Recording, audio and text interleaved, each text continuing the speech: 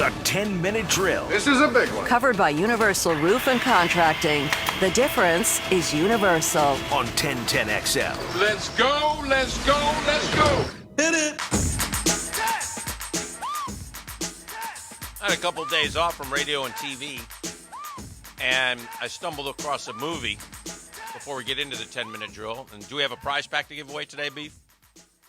We certainly do, Dan. One lucky Guggen at the end of the 10-minute drill going to take home $20 in Moe's Bucks. They're celebrating their grand reopening of the Tinseltown location, and along with that, all the winners this week going in a hat for a chance to score a twosome to the Coastal Equipment Guggen Open coming up Monday, August 3rd over at Queens Harbor. Wonderful. Anyway, so I stumbled across this movie, and I watched it, and then last night I'm just dialing through a couple things, and I see that there's a sequel to the movie that I just watched. Oh, wow. Yeah. Was it Red? Yeah. Oh, yeah, the Red sequel I saw was that not very Red good. 2. I saw that Red 2 was on. Red was good. Red was terrific. Red 2 was not very good. Yeah, it was not as good as Red. When did Red come out? Red's been like 2011, 2012, something like that. Oh, okay. I watched that, and I was like, man, I've got a crush on Helen Mirren. Yeah. Very nice. Did I say that out loud? Helen, yeah. So Red came out in when did Red 2 come out? Like 17, maybe? Yeah, Okay. a few years later. Everybody looks significantly older, though. That's Bruce Willis, right? Yes. Yeah. Was Red good enough did it do well enough? I think it did well. Red was good. 2010. Yeah. Red was good, though. Red 2, Can you give me career earnings on Red, please? I don't remember the Red movie. 2, 2013. I just remember liking it. I couldn't tell you a thing about the what they get a band together. It's kind of like an Ocean's 11 kind of thing. CIA guy. They're like ex-CIA guys that, somebody's after them. I got you. The vice president was after him. Yeah. Because they had done something years ago. Red, $1.99 U.S. dollars. Wow. Made $1.99. Red 2 made $1.48. That's pretty good. That's a $350 million franchise of one Dan, okay movie. I would not say, very good though, one. I would say if you have a cast that includes Willis, I mean, it's Freeman, Willen, Morgan Freeman, Helen Mirren, Malkovich. Malkovich, Yeah. who probably stole the show, in my opinion. Yeah. And Mary, what's his girlfriend? Yeah. Mary Louise. Mary Louise Parker. Yeah. Correct. You're paying out a lot, too. Maybe. I watched a fantastic new movie last night. It was awesome, epic. I would encourage you guys to Called The Game. give it a watch. Yeah, it was called Castaway. It was fantastic. By the way, Castaway's great. you heard of Tom Hanks? Never gets old. Yeah.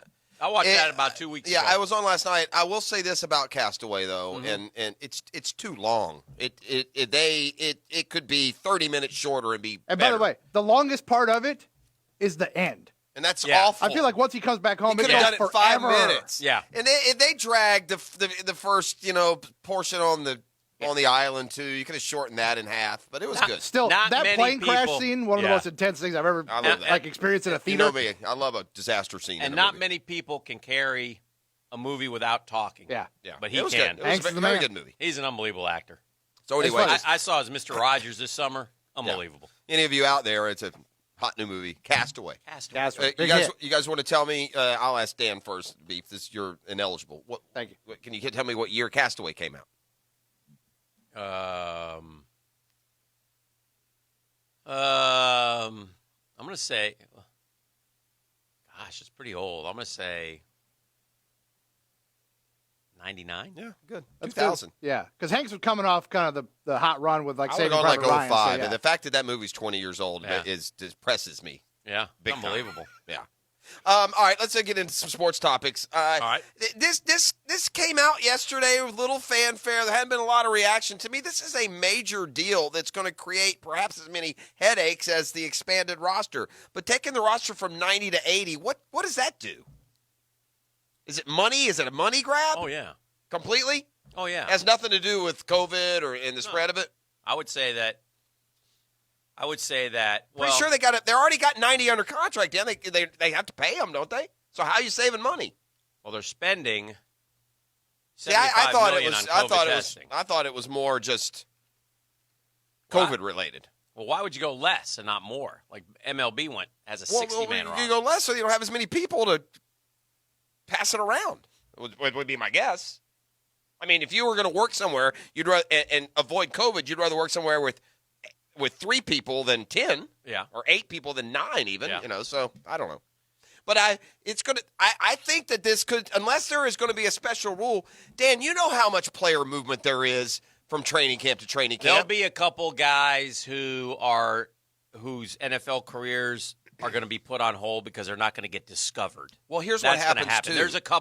There's a couple diamonds in the rough who are going to get cut without getting a chance, but then hopefully they can get a chance next year, I guess is what I'm saying. And, by the way, if you do get cut, you would be wise to stay in shape because you never know as the season unfolds here. I was just thinking about this. A staple of training camps is, the Cardinals release a guy and the Titans pick him right up. Right. Then the Titans release that guy 3 days later and the Patriots pick him right up. It just seemed, and now you're going to add 10 more players from each. That's another 300 players that are going to go into that pool today. Yes. And so that back and forth and traveling in and out and testing, I'm just talking about the protocol for dealing with the virus as they get started. It seems like that's going to throw some wrenches into that a little bit. And it also will hurt very much so without preseason games and without and chopping those 10 off. If you're an undrafted guy, the odds just went up against you. Well, here, this notion that the preseason games don't matter, we overemphasize. It does matter. I don't think Paul Spicer makes this team without preseason games. I don't think Keelan Cole makes this team without preseason games. There have been a number of Kevin Devine made the team one year based on one play in a preseason game. I think the preseason games are going to. I mean, I'm going way back. I'm just thinking. He just rolled out. Ladies and gentlemen, I'll always raise remember that your play. hand if you know Kevin Devine. It's Bing's boy. It's a cornerback out of Cal. I just will remember that play forever. I loved that play. It was a preseason game against Carolina, and a guy got loose down the sideline, and Kevin Devine never stopped running. He chased him down at like the 2, and Coughlin gave him a roster spot. Kevin Devine. Yeah.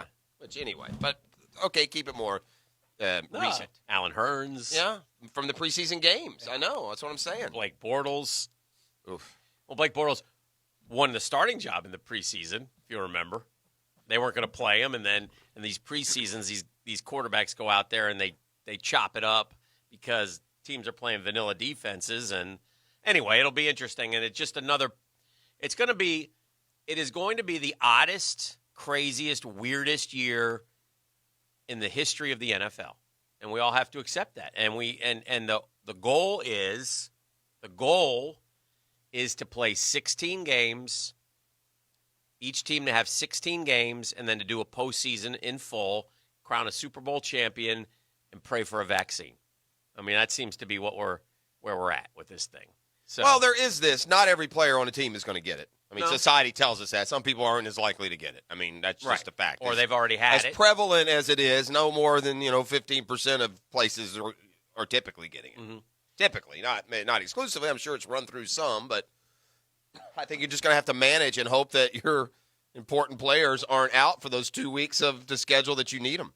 I think they're going to play through the positive test, Dan. If you look once you get going, and then the more people that go in and come out and they're fine, like Freddie Freeman, may have prayed for his life a week ago, but he's hitting 4th last night. So if you look at the NBA, the bubble is working. Obviously, if you follow the protocols, now we don't have that in the NFL, but the NBA and the NHL, very positive news as their situations are working and guys are not testing positive. So there's a little bit of good COVID news as it relates to the world of sports.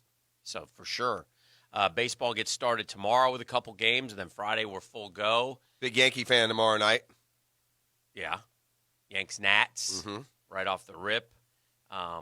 It's going to be interesting. There's an NBA preseason, I guess. Is that what you call it? What do we call this game today? There's game scrimmages, right? Scrimmages, if you will. Who gives a damn? Who gives a damn? Who cares? But they're playing. They're playing on a court with uniforms on.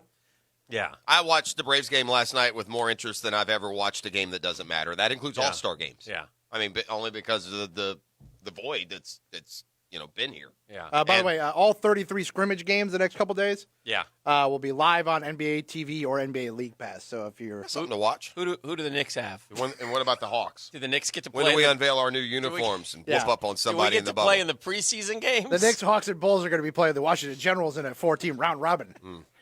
Like I did crap. see that they set the lottery date. You guys get your plans together and have your They little- moved it. Have your Yeah. have your COVID party over at Hick's house. Yeah. Dan's going to make sure he drinks a lot of water that day so he can really pee up the pool beforehand. Yeah. We don't know. We may not be doing that this year. I due to I due to the thought of COVID. you. When I was off last week, and Mississippi and I were supposed to take a real vacation, but we just ad hoc and went down to St. Augustine for a couple of days. But I was in the pool after going to the beach, and I really had to go to the bathroom really bad. And I see how it can be so tempting for you. But unlike you, I'm a cultured, civilized person. I got out of the pool and went and used the toilet. I would suggest continuing to go with that. The only reason I you wanted did that, to just let it go. The only reason you did that is that fear that there might be some chemical in there that would allow. I think the place that we had, they didn't have the chemical. You weren't Yeah, sure. we weren't at the so Hyatt. So Yeah. therefore, I'm not going to go ahead and let it rip. Otherwise, I would. Well, shame on all you guys who fell for the big lie.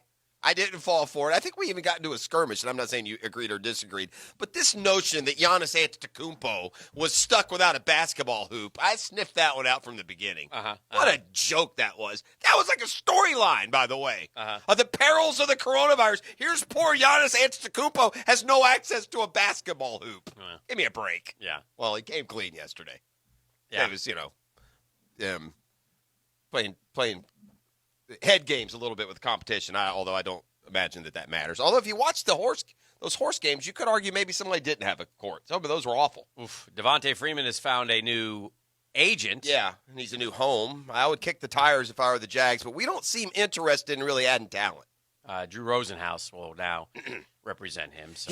I can tell you from a variety of areas, as a observer of the Atlanta Falcons more than any team other than the Jags, and from having Devontae Freeman on my fantasy team last year, you're not going to get much out of Devontae Freeman. They used him up. His legs are shot, and he hadn't been a significant weapon since the Super Bowl year. Yeah, and he was very good that year.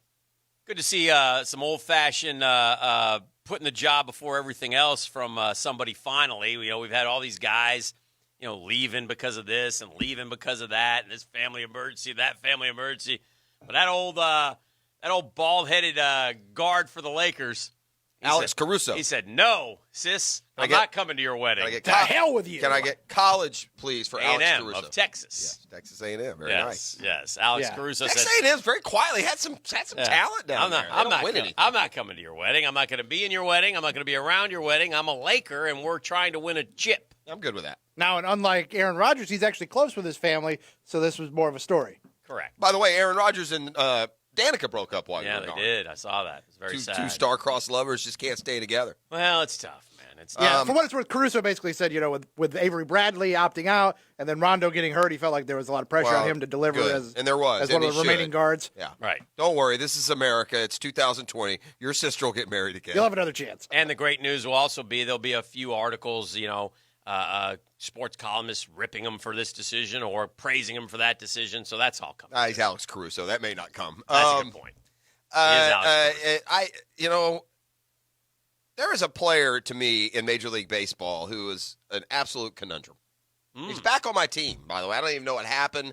I consider myself a knowledgeable baseball fan, so when the Marlins put up the graphic of the starting lineup saying Matt Adams was hitting DH, I thought they had a technical glitch. He didn't sign this week. He signed like midnight on Monday.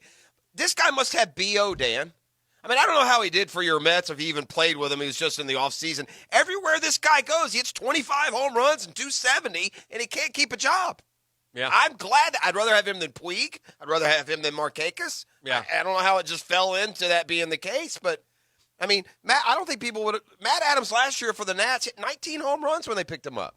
Yeah. 19. Yeah. He joined us in the middle of the year a couple of years ago. He hit 20 home runs after the break for us. The guy can well, he hit the walk-off last night, but it is the Marlins. But I was just – first of all, it's not very often I turn a Braves game on and not realize a guy's on my team. Mm-hmm. But I got to pass because it happened like at midnight on Monday. A little bit of a pass. I don't know why. You should know that more, though. No way. It Calling literally you out on happened the night before at midnight. I think you should know that. It's your guy. Okay. Your team. So if I tell you to give me the Mets 60, you're going to give me all 60. Everyone Is that what you're saying? Everyone. That's a lot. Pop quiz. Here we go. I could pop quiz you, and I'll give you 4 names that aren't on the Mets. You go, oh, yeah, that's a second Yeah, baseman. he's a player. He's a catcher. He's with us. That's the 10-minute drill. We still have brunch Oh! for the tour. I still have Oh! a pop quiz and Oh! more. We're rolling.